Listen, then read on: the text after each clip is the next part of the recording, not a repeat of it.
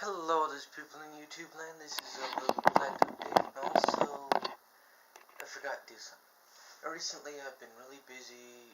A lot of stuff is popping up, family things, don't like to talk about it. But, see, I'm an indoor gardener, okay? I do grow outdoor plants, not that often.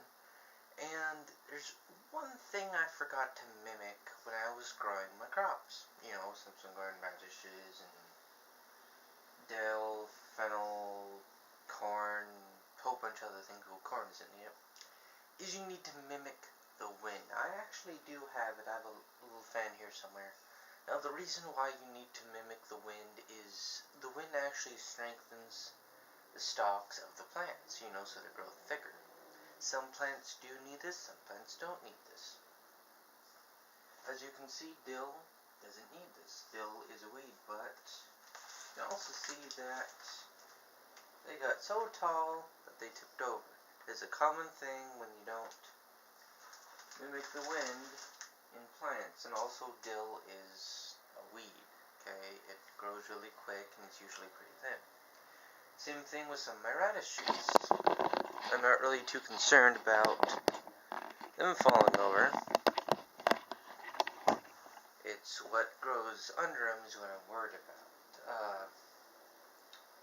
Corn won't do this just because it's too thick of a stalk.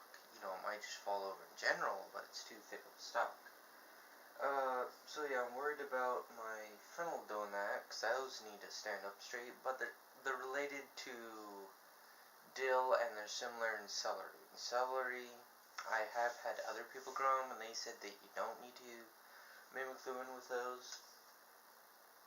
But yeah, so far it's doing all good, and I really like to grow this corn. You can just about come out here every day and look at it and see that it growing a little bit, which is really nice. And yeah, the rest of my plants are doing all good. We have the carrots popped up. Gonna have to transplant these ones soon. Yeah, they need a bucket. Then we have the fennel's doing great. The rosemary just popped up 2 days ago. And my cypress vines just popped up too, and they don't need wind just because they're a vine. They're really not meant to have a strong stalk, but you can mimic it with the wind. If you actually want to mimic it, it isn't that hard. I have a little desk fan that I picked up for like 15 bucks. You can use any fan that you do find. The best way to do it is right after you plant the seeds, kick on the fan, and you just leave it on.